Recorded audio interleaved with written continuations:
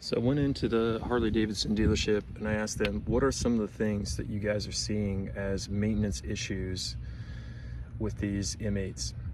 And one of the things that the service manager said was these stock cylinder studs are actually coming loose.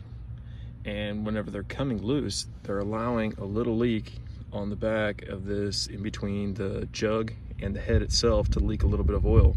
When I tore this one apart, that's exactly what I found on my 117, was the fact that that rear cylinder head gasket was actually leaking and seeping oil out of it. So to fix that, I put in the Fueling cylinder stud kit along with the S&S head bolts.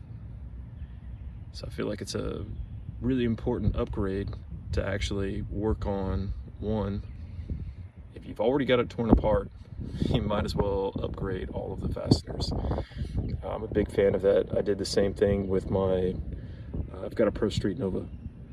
So every time I tear something apart, I'm really big on upgrading all of the hardware.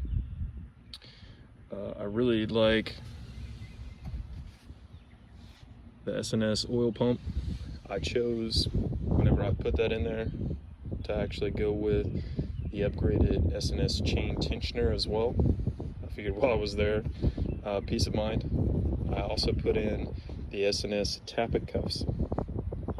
So continuing to walk around the bike, I really like these Chromeworks 4.5-inch HP mufflers, with a recommendation from John at Cycle Fanatics.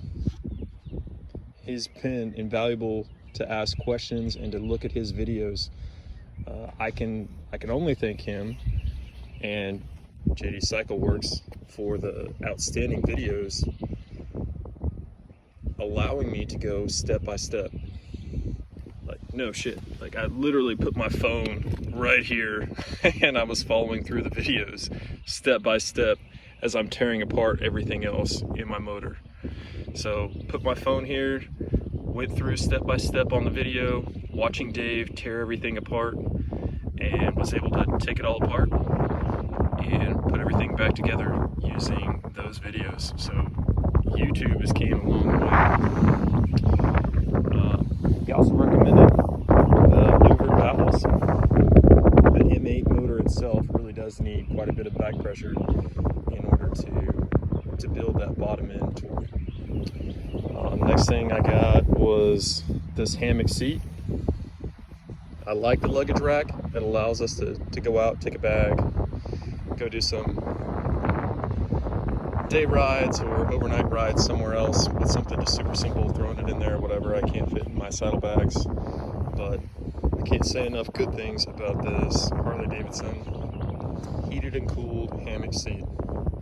And I was definitely a non-believer that this cooling function would actually work, but it really does. You could actually put your hand out and it's actually cool to the touch with the air conditioning system functioning on the front and on the back for your passenger. Great upgrade. Also, I'd like to thank and give a shout out to John at Cycle Works for hooking me up with this adjustable backrest. He chose a different seat and he wasn't able to use it. I reached out and he sent it to me, and one of the best upgrades, especially since I've broken my back a couple of times. Perils of being in the Army, also being a paratrooper, so sometimes it is what it is. So if you can get a comfort item that can actually support you and allow you to go out and ride, go ahead and go with the upgrade. Also talking about some upgrades, I chose to go with ARP bolts in the derby cover itself. If you're going to get into something frequently, upgrade the bolts. Like the actual primary case itself, I don't see the need to actually come in and replace those, because you're not going to be doing standard maintenance on that as frequently as what you will be doing in your derby cover. So I'm a huge fan of, if you're going to get in there, definitely replace them, because nothing pisses me off more than trying to get in and do some service. And track down another bolt. And you can't finish the actual service itself until you get one ordered. So, great upgrade. Encourage everybody else. The ones that I got from Chopper Haas ran me about $25 for 5 bolts.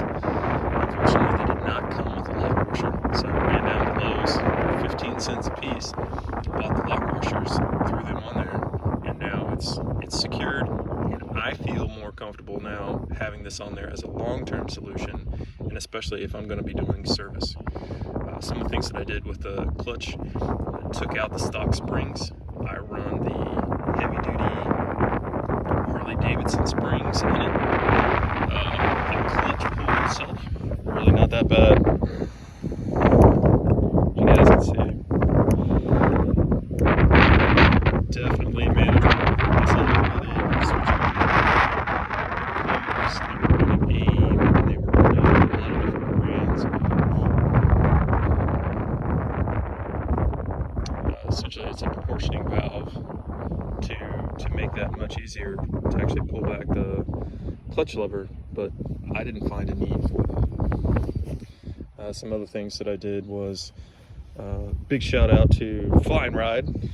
I step-by-step watched your video and took out my own CVO mirrors, put the plug in them, and has a much cleaner look. I also chose the Harley-Davidson mirrors, and I just inverted those down. I got tired of cleaning all the bugs and everything off of the backside of this, so I'd rather clean the bugs off of one surface, meaning the fairing, and then having the mirrors down here. Still have a good view. I chose PowerVision. Fuel Moto has been exceptional.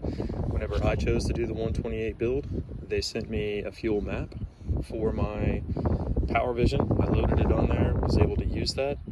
When I went back and upgraded from the Fuel Moto pipe